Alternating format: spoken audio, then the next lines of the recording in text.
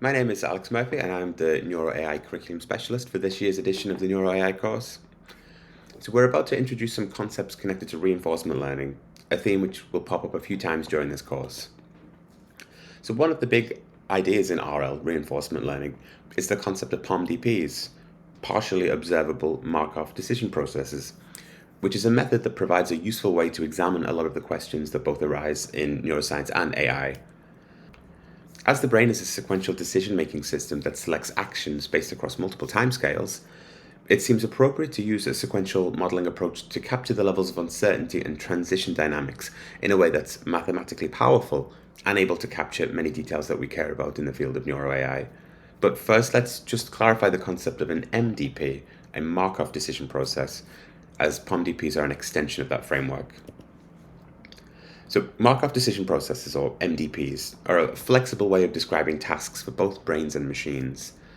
An MDP is a decision process, meaning that an agent takes a sequence of decisions or actions over time.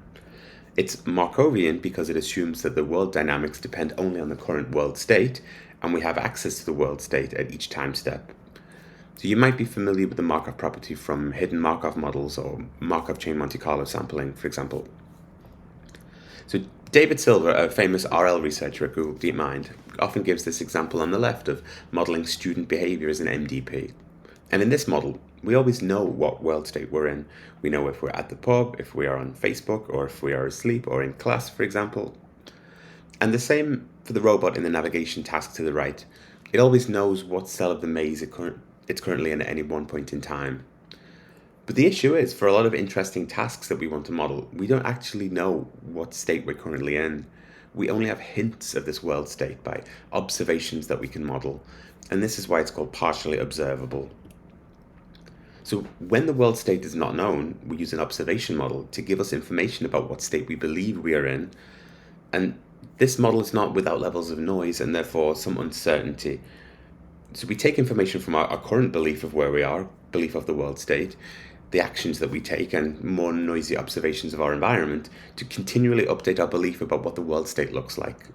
And I'll clarify this more formally in a few slides, but before that, there's another consideration that we need to take into account that motivates like such a unified model across both brains and AI.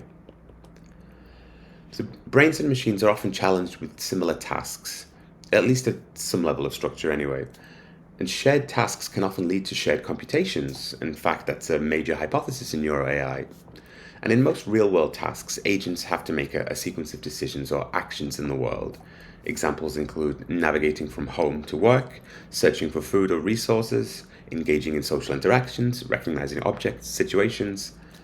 And some of these are hierarchical, with bigger decisions like choice of the destination, where to go, with smaller decisions like exactly what route should we take, and then more fine-grained decisions like the motor plan to initiate the movement sequence. And so one relevant question to ask is the extent to which shared tasks imply shared computations, for example.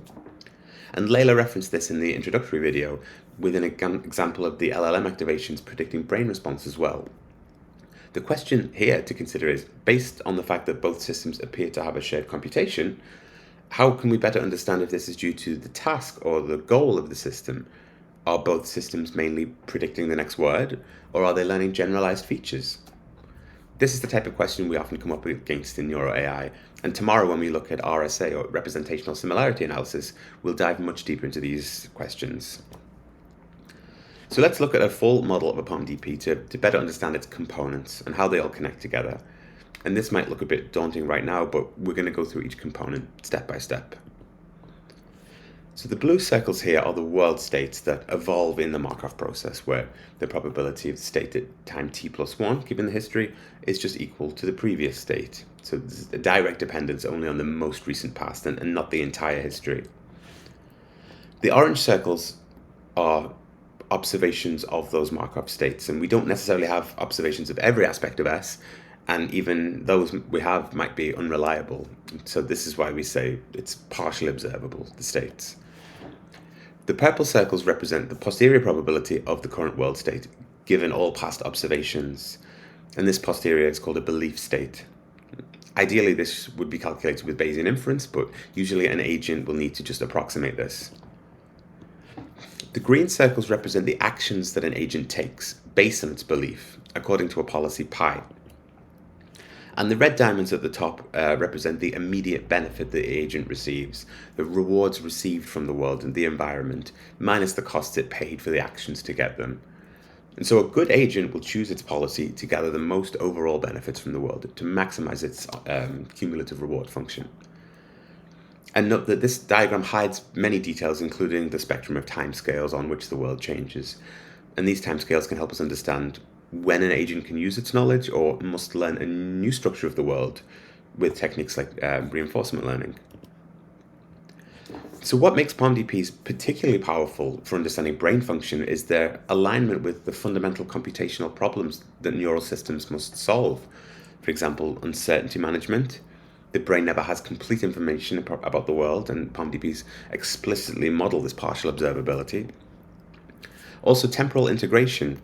Neural processing unfolds over time, and POMDPs provide a framework to understand how information should be integrated across time. Also, value-based decision-making. The brain makes decisions to maximize expected outcomes. Value-based decision-making. The brain makes decisions to maximize expected outcomes. POMDPs incorporate reward structures that parallel the dopaminergic system in basal ganglia circuits, for example, which is critical for reinforcement learning. Also, hierarchical processing. The brain operates at multiple time scales and spatial scales, and POMDPs can be hierarchically structured to represent decisions at these different levels of abstraction. And finally, adaptive behavior. Neural systems must balance exploitation of known rewards with exploration to discover better solutions. And this exploration trade-off is naturally formulated within a POMDP-based RL approach. And some recent neuroscience studies have found neural correlates of belief states in parietal and prefrontal cortex, for example, action values in the basal ganglia circuits, and prediction errors in dopaminergic neurons, all key components of the POMDP framework. And so check out the references to the side for some interesting papers on this. So POMDPs offer more than just a mathematical abstraction. They provide a computational lens through which we can interpret neural activity and make testable predictions about brain function. And so when we consider sequential decision problems that brains have evolved to solve through a formal computational framework, we gain insight into why neural circuits perhaps are organized the way they are. And we're going to see some more ideas from reinforcement learning pop up a few times in this neuroai course, specifically when we look at macro circuits and the idea of the actor-critic architecture, some modular approaches to learn separate policy and value functions. That will be in a few days' time, and also in our day on macro learning, there's going to be a specific coding exercise based specifically on POMDPs, so feel free to bookmark this video and come back to review it later if you wish. Good luck with the rest of the course.